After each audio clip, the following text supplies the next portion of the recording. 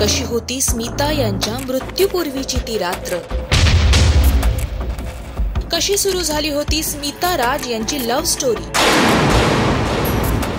काय होती स्मिता पाटील यांची अतृप्त इच्छा. स्मिता पाटील ती इतक्या कमी वयात का सोडून गेली? तिच्यासोबत खूप चुकीचंच घडलं सगळं. ते काय तिचं जाण्याचं वय होतं? आज असती तर अजूनही मोठा पडदा आपल्या वैविध्यपूर्ण भूमिकांनी तिनं दणाणून सोडला असता. अशा एक ना अनेक गोष्टी स्मिता पाटील या महान अभिनेत्रीचं नाव निघालं की तिच्याविषयी आपणास ऐकण्यास मिळतात. स्मिता पाटील यांचं 30-31 वर्षांचं आयुष्य अनेक आठवणी मागे सोडून गेलंय. आजच्या या बायोग्राफीमधून आपण स्मिता पाटील यांच्या आयुष्यातील काही अशा गोष्टी जाणून घेणार आहोत ज्यापासून कदाचित आपण अनभिज्ञ असाल. स्मिता पाटील यांचा जन्म 17 ऑक्टोबर 1955 साली पुणे येथे झाला. स्मिता पाटील यांच्या वडिलांचं नाव शिवाजीराव गिरधर पाटील, ज्यांचं नाव महाराष्ट्राच्या राजकारणात मानानं घेतलं जातं. तब्बल 12 वर्ष महाराष्ट्राचे सहकार मंत्रीपद त्यांनी भूषवलं होतं. स्मिता पाटील यांच्या आई विद्याताई पाटील या सामाजिक कार्यात सक्रिय असायच्या. स्मिता पाटील यांना 3 बहिणी, अनिता, स्मिता आणि गीता. स्मिता यांनी त्यांच्या 1 दशकभराच्या कारकिर्दीत जवळपास 80हून अधिक हिंदी, बंगाली, मराठी, गुजराती, मल्याळम आणि कन्नड चित्रपटांमध्ये काम केले आहे. स्मिता पाटील यांचा विवाह अभिनेते राज बब्बर यांच्याशी झाला होता. तर डिसेंबर 1986 रोजी वयाच्या 31व्या वर्षी मुलगा प्रतीकला जन्म दिल्यानंतर त्यांचं निधन झालं. कसा जुळून आला स्मिता यांचा दूरदर्शनच्या वृत्त निवेदिका बनण्याचा योग? एका मुलाखतीत स्मिता यांनी आपला हा हटके किस्सा शेअर केला होता. म्हणाल्या होत्या, पुण्याला शाळेत होते तेव्हा मला स्पोर्ट्सची आवड होती. खास काही माझं ध्येय असं नव्हतं. एल्फिस्टन महाविद्यालयात कला शाखेत शिकत होते. फारसे मित्रमंडळी असे नव्हतेच कोणी. मनात आलं तर परीक्षा द्यायची, नाही तर नाही. आयुष्य कंटाळवाणं सुरू होतं आणि याच वळणावर दूरदर्शन केंद्रावर बातम्या सांगायचं काम मला मिळालं आणि सिनेमात काम करायचा विचार स्मिता यांनी सोडून दिला होता. आपल्या पूनम नावाच्या मैत्रिणीसोबत स्मिता पाटील एकदा डेक्कन जिमखान्याजवळच्या एका हॉटेलमध्ये बसल्या होत्या. तिथे एक मुलगा चटकन येऊन स्मिता यांना म्हणाला, ए तू एकदम जया भादुरी सारखी दिसतेस ग, तू चित्रपटात काम का नाही करत? त्या मुलाच्या सांगण्यावरून स्मिता यांनी फोटोशूटही केलं. पण हे जेव्हा त्यांच्या आईला कळलं होतं तेव्हा त्या स्मिता यांच्यावर रागावल्या होत्या. म्हणाल्या होत्या, सिनेमा बिनेमा सगळ्या फालतू गोष्टी आहेत, हे वेट डोक्यातून काढून टाक आणि अभ्यास कर. आईला इतकं रागावलेलं पाहून स्मिता यांनी सिनेमात काम करायचा विचार सोडून दिला होता. मग कशी झाली चंदेरी दुनियेत स्मिता पाटील यांची एंट्री? दूरदर्शनच्या छोट्या पडद्याने स्मिता यांना रुपेरी पडद्यापर्यंत नेऊन पोहोचवलं असं म्हटलं तर चुकीचं ठरणार नाही.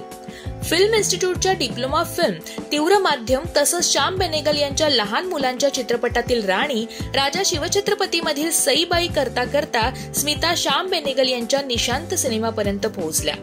श्याम बेनेगल यांच्या मंथन मधील भूमिकेसाठी स्मिता यांना फिल्म वर्ल्डचं आणि बेंगॉल जर्नलिस्ट असोसिएशनचं बेस्ट ऍक्ट्रेस नॅशनल अवॉर्ड आणि फिल्म फेअरचं बेस्ट ऍक्ट्रेस स्पेशल अवॉर्ड मिळालं.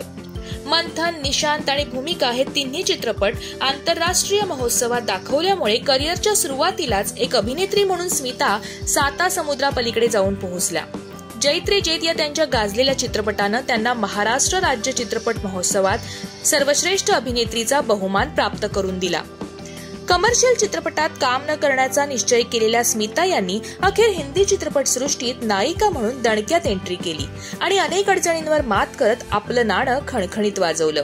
भिगी पलके, शक्ती, बाजार, अर्थ, मंडी, दर्द का रिश्ता, आज की आवाज, पेट, प्यार और पाप, दिलवाला, अमृत, आखिर क्यों, अंगारे, नजराना, आवाम, वारिस, ठिकाणा यासारख्या चित्रपटातील विविध भूमिकांना स्मिता यांनी आपल्या अभिनयानं एका उंचीवर नेऊन ठेवलं. अर्धसत्य, सद्गती, तरंग, गीत, सुबह, मिर्च मसाला यासारख्या चित्रपटातील स्मिता विसरणं केवळ अशक्य.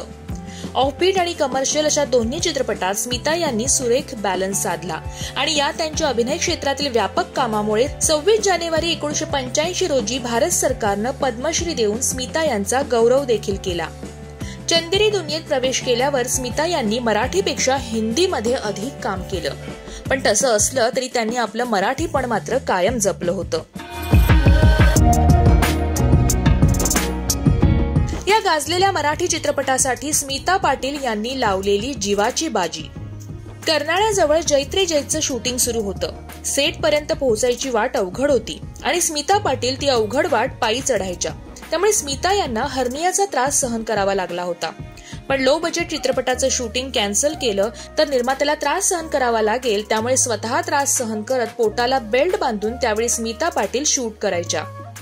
जैत्रे जैतचं शूटिंग संपवून स्मिता पाटील यांना थेट हॉस्पिटलमध्ये दाखल करावं लागलं होतं. स्मिता पाटील यांनी दुखणं अंगावर काढलं होतं आणि ज्या दुखण्यामुळे कदाचित त्या वाचूही शकल्या नसत्या. स्मिता पाटील यांच्या मृत्यूपूर्वीची ती रात्र. होप 86 या मोहिमेअंतर्गत केल्या जाणाऱ्या कामांसाठी राज बब्बर आणि स्मिता पाटील यांनी खूप धावपळ केली होती. चित्रपटसृष्टीतील अनेक छोट्या मोठ्या कलाकारांना, कामगारांना या होप 86 मुळे चांगला फायदा होणार होता. स्मिता पाटील यांना एक दिवस आधी जरी काही झालं असतं तरी सबंध होप 86 ची गडबड झाली असती. पण स्मिता यांनी शेवटच्या क्षणी सुद्धा स्वतःमुळे इतरांची काही अडचण होऊ दिली नाही. स्मिता यांनी बाळंतपणापूर्वी जवळजवळ सगळे चित्रपट पूर्ण केले होते. स्वतःला खूप त्रास होऊ नये स्मिता यांनी नेहमीच दुसऱ्यांच्या सोयी गैरसोयीचा विचार केला होता. त्या रात्री राज होप 86 कार्यक्रमाला जाण्याची तयारी करत होते. स्मिता यांची तब्येत बरी नसल्यानं ते तिथेच घुटमळत होते. त्यांचा पाय निघत नव्हता. त्यावेळी स्मिता यांनी त्यांना जाण्यास सांगितलं. राज यांनी स्मिता यांना झोपण्यास सांगितलं आणि ते निघून गेले. राज यांच्या त्या सूचनेचं स्मिता यांनी इतक्या मनापासून पालन केलं की त्या रात्रीनंतर त्या कधी उठल्याच नाही. स्मिता शबाना यांच्यात खरंच खटके उडायचे का? याविषयी शबाना आझमी यांनी स्मिता पाटील यांच्याविषयी म्हटलंय की मी आणि स्मिता मैत्रिणी निश्चितच नव्हतो, तरीही आम्हाला एकमेकींविषयी काय वाटायचं हे शब्दात सांगणं कठीण आहे. अभिनेत्री म्हणून स्मिता कायम मला आवडली आहे. पण अर्थ सिनेमाच्या वेळी आमच्यात जो दुरावा निर्माण झाला तो महेश भटमुळे. त्यानं स्मिताला काही बाई सांगून आमच्यात गैरसमज निर्माण केला. स्मिताची तेव्हा अशी समजूत झाली होती की मी तिची भूमिका कमी करायला लावून स्वतःच्या भूमिकेचं महत्व वाढवून घेतलं होतं. काय होती स्मिता पाटील यांची अतृप्त इच्छा?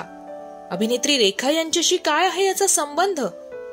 स्मिता यांच्या बोलण्यात अनेकदा रेखा यांचा उल्लेख असायचा. रेखाशी मैत्री व्हावी अशी स्मिता यांची इच्छा होती. पण रेखा कायम स्मिता यांच्यापासून दूर राहायच्या. पण स्मिता यांच्या निधनानंतर लहान मुलासारख्या ओक्साबोक्शी रडलेल्या रेखा यांना पाहून तिथं उपस्थित जो तो शॉक झाला होता. रेखा यांनी नंतर एका मुलाखतीत आपल्या मनातली ती सल बोलून दाखवली होती. स्मितापासून का दूर दूर राहिले मी? हा प्रश्न आता मला त्रास देतोय, असं रेखा तेव्हा म्हणाल्या होत्या. स्मिताची आपल्याशी मैत्री करण्याची इच्छा आपण पूर्ण करू शकलो नाही याचं दुःख आजही मनाला टोचतंय, असं रेखा म्हणाल्या होत्या. रेखाशी मैत्री व्हावी ही स्मिता यांची अतृप्त इच्छा होती. कशी सुरू झाली होती स्मिता राज यांची लव्ह स्टोरी? स्मिता पाटील आणि राज बब्बर भिगी पलकेमध्ये पहिल्यांदा नायिका नायक म्हणून एकत्र आले. स्मिता अस्सल मराठा तर राज पंजाबी हिंदू. दोघांच्या घरचं वातावरण, संस्कार, दोघांचे स्वभाव यात जमीन आसमानाचा फरक. तरीही दोघांची मनं कशी जुळली याचं सगळ्यांना आश्चर्य वाटायचं. त्यात राज यांचं पहिलं लग्न नादिरा यांच्याशी झालेलं. स्मिता घर तोडतायत असेही आरोप त्यांच्यावर लग्नाआधी लग्नानंतर होत राहिले. राज आणि स्मिता या दोघांच्या बाबतीत असं देखील म्हणतात की जेव्हा स्मिता राज यांचं जुळलं तेव्हा राज बब्बर स्मिता पाटील यांच्यापुढे काहीच नव्हते. उलट स्मिता पाटील नावाजलेल्या अभिनेत्री होत्या. राज स्मिता अशी पेअर तयार झाल्यावर हळूहळू राज यांना व्यावसायिक चित्रपटांमधनं यश मिळायला लागलं. आज स्मिता पाटील यांचा मुलगा प्रतीकही बॉलिवूडमध्ये आहे. आईच्या पावलावर पाऊल ठेवत त्याने इंडस्ट्रीचा रस्ता धरलाय. अर्थात स्मिता पाटील यांचा मुलगा म्हणून त्याच्याकडून लोकांच्या खूप अपेक्षा आहेत आणि त्या पूर्ण करण्यासाठी आज तो धडपडतोय. जाने तू जाने ना या चित्रपटातील प्रतीकच्या लक्षवेधी भूमिकेनंतर धोबीघाट या चित्रपटातही त्यानं मध्यवर्ती भूमिका केली. त्यानंतरही तो अनेक चित्रपटांमध्ये दिसला. त्याच्या लुकमध्ये निश्चितच स्मिता पाटील यांची छबी दिसते. पण एक गोष्ट राहून राहून वाटते, आज स्मिता पाटील असत्या तर आई मुलानं एकत्र केलेला चित्रपट पाहण्याचं भाग्य नक्कीच प्रेक्षकांना लाभलं असतं. असो, पण आजही 80हून अधिक वेगवेगळ्या भाषेत त्यांनी केलेले चित्रपट, त्यातनं साकारलेल्या भूमिका प्रेक्षकांना स्मिता पाटील यांना विसरण्याची संधी देत नाहीत. आजच्या पिढीलाही हे नाव, या व्यक्तीचा कलात्मक दर्जा, त्यांच्या अजरामर भूमिका दंग करून जातात. अशा या अष्टपैलू अभिनेत्रीला लोकमतफिल्मी.com चा मानाचा मुजरा. नम्र अभिवादन.